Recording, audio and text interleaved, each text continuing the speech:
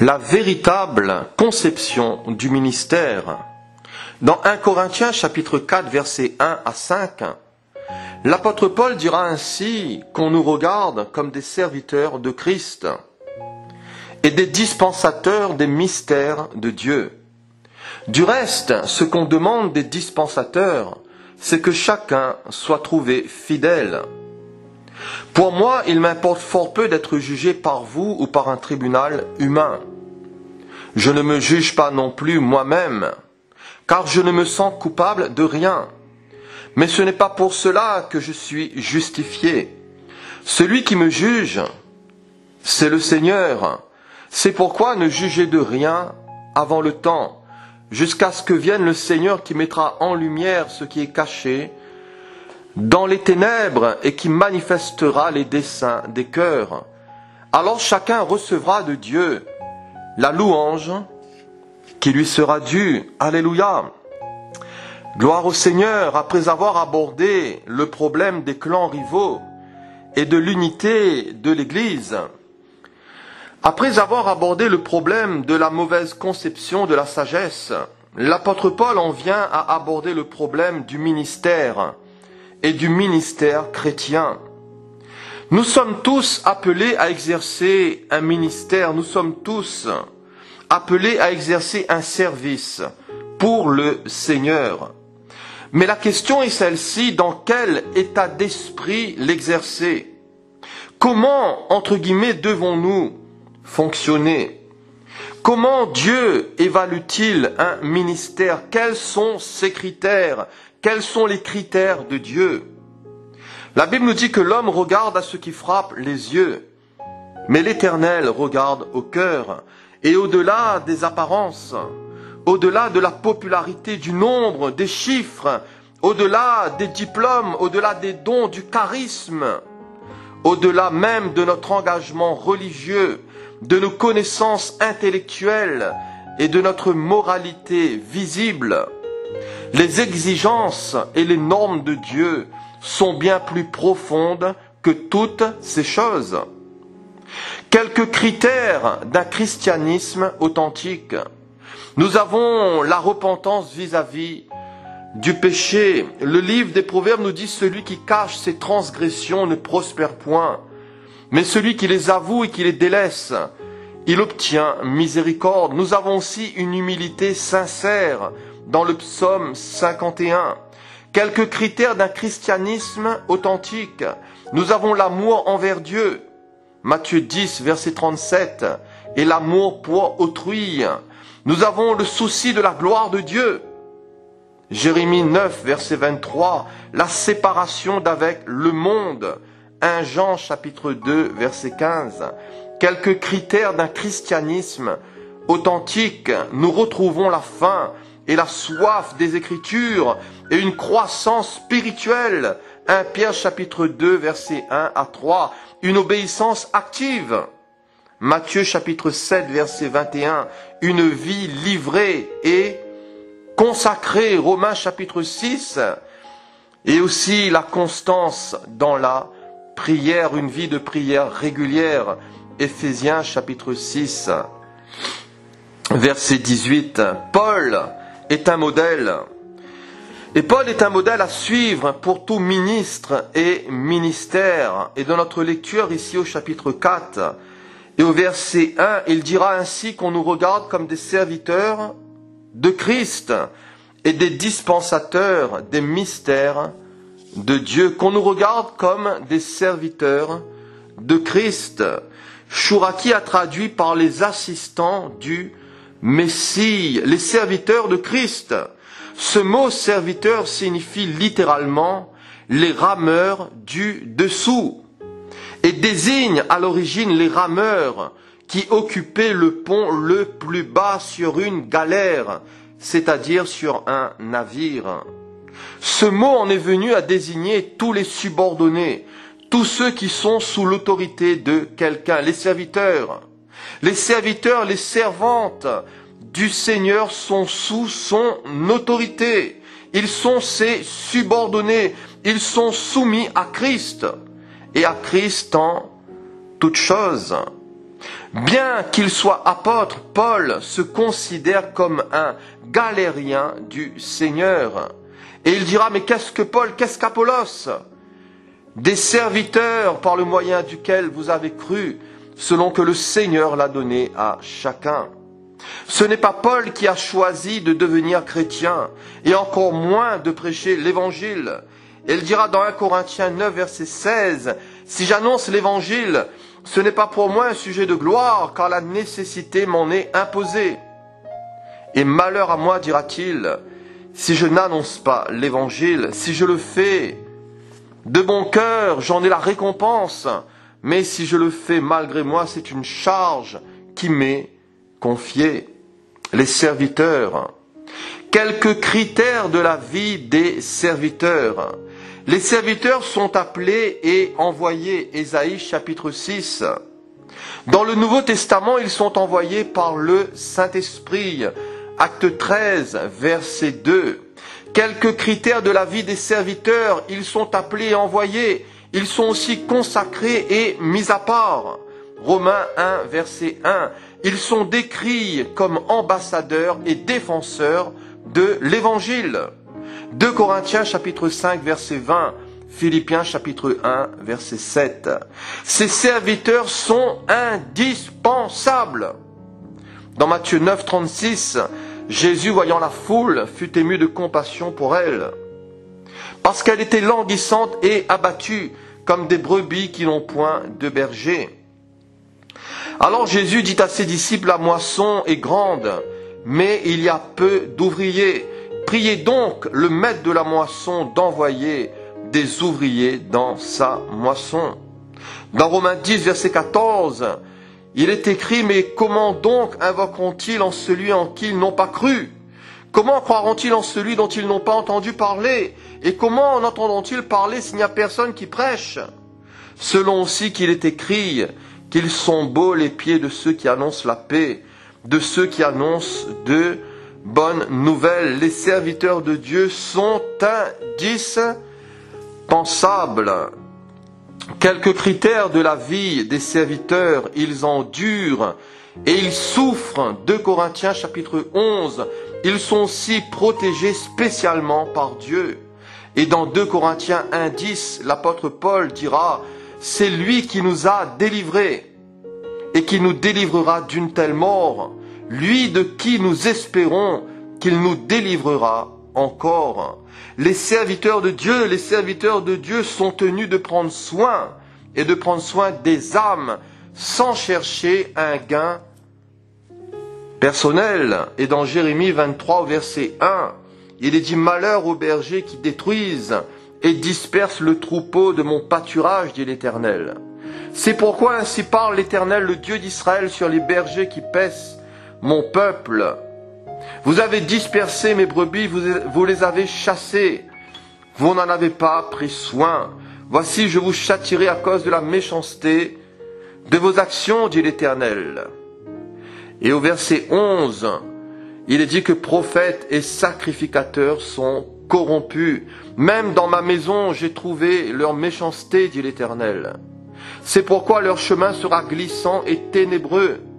Ils seront poussés et ils tomberont. Car je ferai venir sur eux le malheur, l'année où je les châtierai, dit l'Éternel. Dans les prophètes de Samarie, j'ai vu de l'extravagance. Ils ont prophétisé par Baal. Ils ont égaré mon peuple d'Israël. Mais dans les prophètes de Jérusalem, j'ai vu des choses horribles. Ils sont adultères, ils marchent dans le mensonge. Ils fortifient les mains des méchants, afin qu'aucun ne revienne de sa méchanceté. Ils sont tous à mes yeux comme Sodome, et les habitants de Jérusalem comme Gomorrhe. Les serviteurs de Dieu sont tenus de prendre soin des âmes, et cela sans chercher un gain personnel. Quelques critères de la vie des serviteurs. Jésus est le plus grand des serviteurs. Et l'Épître aux Philippiens nous dit qu'il s'est humilié lui-même, Jésus. Il s'est humilié lui-même, se rendant obéissant jusqu'à la mort, même jusqu'à la mort de la croix.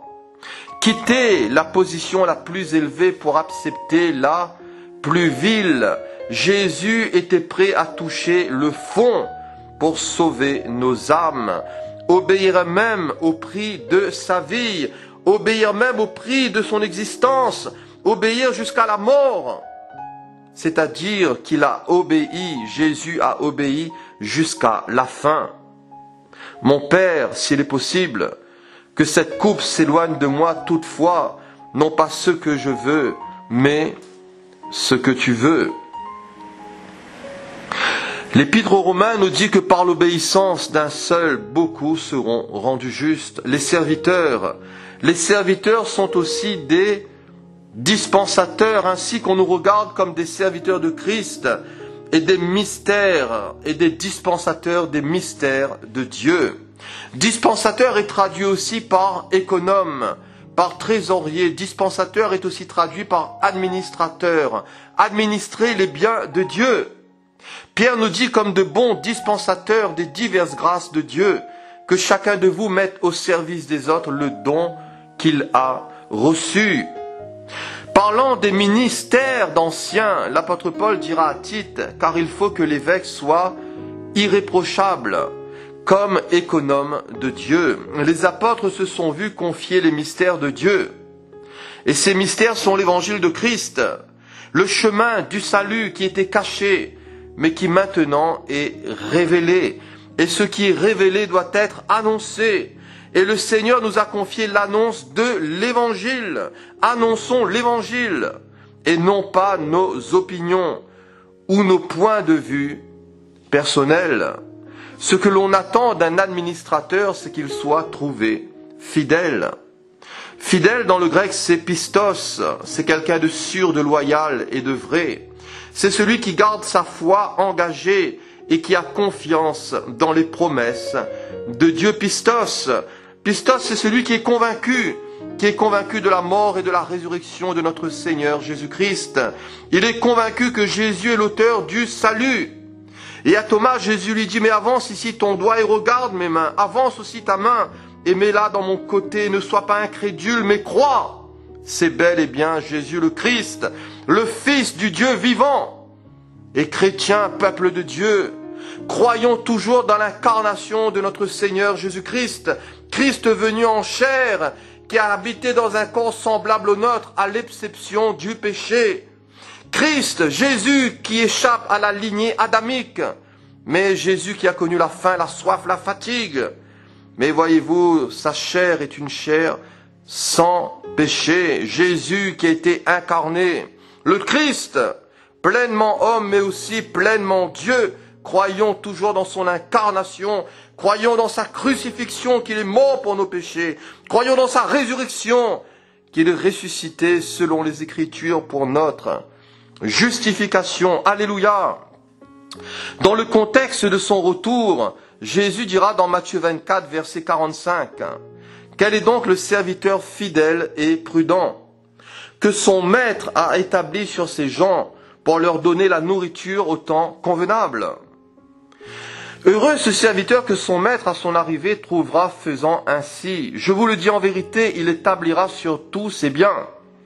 Mais si c'est un méchant serviteur qui dit en lui-même « Mon maître tarde à venir », s'il se met à battre ses compagnons, s'il mange et boit avec les ivrognes, le maître de ce serviteur viendra le jour où il ne s'y attend pas, et à l'heure qu'il ne connaît pas, il le mettra en pièces, et lui donnera sa part avec les hypocrites. C'est là, nous dit la Bible, qu'il y aura des pleurs et des grincements de dents. Tous ceux qui professent être des serviteurs de Christ ne sont pas nécessairement fiables. Le serviteur méchant de cette parabole de Matthieu 24 se mit à battre ici ses compagnons, à manger et à boire avec les ivrognes. Ce méchant serviteur kakos, c'est-à-dire d'une nature mauvaise, ce serviteur pernicieux, faux et destructif, qui se disait en lui-même « Mais mon maître tarde à venir, il sera retranché, il sera mis en pièces, et sa part sera avec les hypocrites », c'est-à-dire avec ceux qui dissimulent, avec ceux qui simulent, avec tous ceux et celles qui ne font que jouer un rôle. c'est là qu'il y aura des pleurs et des grincements de dents. C'est-à-dire une extrême angoisse.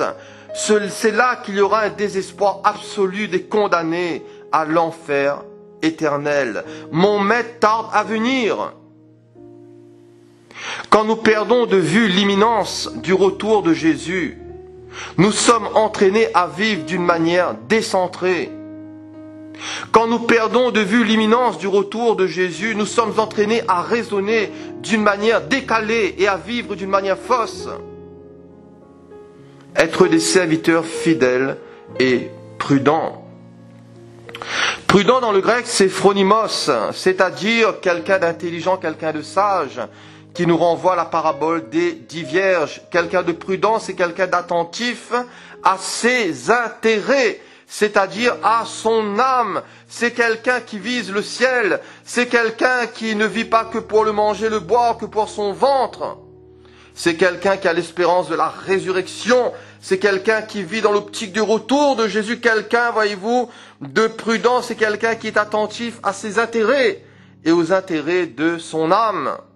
Jésus a dit: que servirait-il à un homme de gagner le monde entier s'il perdrait son âme? Que donnerait un homme en échange de son âme?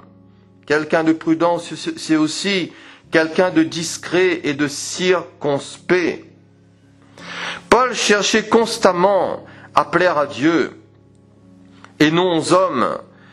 Et dans la suite de notre lecture de 1 Corinthiens chapitre 4 et au verset 3, il dira: mais pour moi, il m'importe fort peu d'être jugé par vous ou par un tribunal humain. Je ne me juge pas non plus moi-même, car je ne me sens coupable de rien. Mais ce n'est pas pour cela que je suis justifié. Celui qui me juge, c'est le Seigneur. Celui qui me juge, c'est le Seigneur. Dieu juge toujours avec justesse. Comparé aux hommes, où bien souvent leurs jugements peuvent être voilés par leur connaissance incomplète d'autrui et de leur situation. Paul se soucie du jugement de Dieu. Pour lui, cela lui importait peu d'être jugé par un tribunal humain ou par ses adversaires de Corinthe. Il ajoute même: je ne me juge pas non plus moi-même. Il nous est impossible d'évaluer convenablement même nos propres réalisations. L'essayer peut aboutir à une exaltation déplacée ou à la dépression. Efforçons-nous seulement d'avoir une conscience sans reproche devant Dieu et les hommes. Acte 24, verset 16. Et même, voyez-vous, le jugement de notre propre conscience, bien que important, même le jugement de notre propre conscience, bien, voyez-vous qu'important, cela ne peut être parfait. Celui qui me juge, c'est le Seigneur. Aucun être humain n'est qualifié pour déterminer la légitimité. Aucun être humain n'est qualifié pour déterminer la qualité ou la fidélité de notre engagement, de notre service et de notre travail pour le Seigneur. Nous-mêmes ne sommes même pas qualifiés ou déterminés à le faire. Au-delà de reprendre ce qui pêche, nous sommes incapables de porter un jugement absolu sur la fidélité des cœurs et sur le niveau de consécration des serviteurs et des servantes de Dieu. Même les critiques, même les compliments restent du domaine de l'imparfait. C'est pourquoi ne nous prenons pas la tête avec, voyez-vous, souvent ce que les autres peuvent penser, avec ce que les autres peuvent dire, avec les critiques, avec les opinions d'un tel ou d'une telle sur nos vies. Non, c'est Dieu qui sonde nos cœurs, c'est Dieu qui sonde nos reins, c'est Dieu qui nous rémunérera. C'est lui qui sait ce qu'il y a dans nos cœurs. Tout ce que nous faisons, faisons-le de bon cœur, comme pour le Seigneur et non pour des hommes. Au verset 5, l'apôtre dira: c'est pourquoi ne jugez de rien avant le temps, jusqu'à ce que vienne le Seigneur qui mettra en lumière ce qui est caché dans les ténèbres et qui manifestera les desseins des cœurs. Alors chacun recevra de Dieu la louange qui lui sera due. Le Seigneur manifestera les desseins des cœurs. L'attitude intérieure prime, et heureux ceux qui ont le cœur pur, parce qu'ils verront Dieu. Nul ne peut savoir et nul ne peut voir ce qui est au plus profond de l'âme. Seul le temps de Dieu rendra les choses évidentes. Et chaque croyant recevra la louange qui lui sera due. Chaque croyant recevra du Seigneur l'approbation qui lui revient. Et combien de saints, combien de croyants qui sont dans l'inconnu, qui sont incognito, qui sont dans la discrétion, combien de croyants qui sont restés dans l'ombre, qui recevront l'éloge de la bouche même du Seigneur pour leur fidélité, pour leur attachement à Dieu, pour leur piété, pour leur prudence, pour leur engagement, pour leur consécration. Et voyez-vous, ces hommes et ces femmes qui bien souvent restent dans l'ombre, ils n'ont pas recherché leur gloire, ils n'ont pas recherché la gloire des hommes, mais celle du Seigneur. Leurs œuvres seront d'or, d'argent et de pierres précieuses. Alléluia. Et leurs récompenses, leurs rétributions seront grandes. Pour conclure, pour terminer, la véritable conception du ministère. Croissons dans la grâce. Sanctifions-nous et édifions-nous. Séparons-nous de toute forme d'impiété et cherchons à connaître l'Éternel, parce que sa venue est aussi certaine que celle de l'aurore. Que notre vie est une croissance constante et qu'elle soit conforme au fondement qui est Christ. Soyons de bons et fidèles serviteurs, sans nous attarder sur l'évaluation des autres. Et comme Paul dira à Timothée, efforce-toi de te présenter devant Dieu comme un homme éprouvé, un ouvrier qui n'a point à rougir et qui dispense droitement la parole de la vérité. Alléluia! Que le Seigneur vous bénisse tous abondamment dans le nom puissant de Jésus. Amen.